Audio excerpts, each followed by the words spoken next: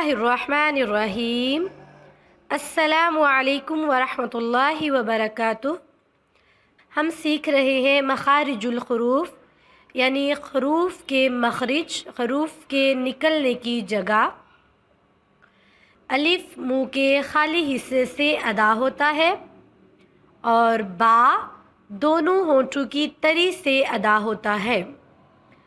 अब उसी के अकॉर्डिंग अलिफ के कुछ पॉइंट्स हैं जो आपसे शेयर कर रही हूँ। जैसा कि अलिफ नरमी से पढ़ा जाता है और उसी अलिफ पर जब ज़बर, ज़ेर, पेश, दो ज़बर, दो ज़ेर, दो पेश, सकून व जज़म आ जाए तो वो अलिफ नहीं बल्कि हमज़ा हो जाता है।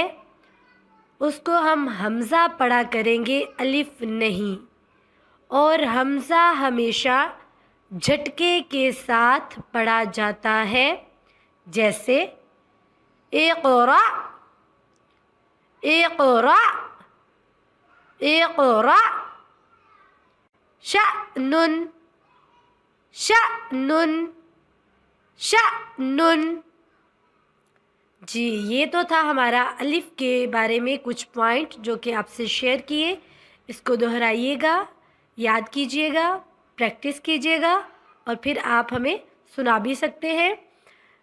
उम्मीद है इंशाअल्लाह ताला आपको बहुत आसानी के साथ तजवीद की समझ आ रही होगी। इंशाअल्लाह ताला इसी तरह हम आगे अगले जो है लेसन वो भी कंटिन्यू करेंगे इंशाअल्लाह ताला। दुआओं में याद रखिएगा। अल्हम्दुलिल्लाहि रब्बिल आलमीन। अस्सलामु अलैकुम वरहमतुल्लाहि वबरकातुह।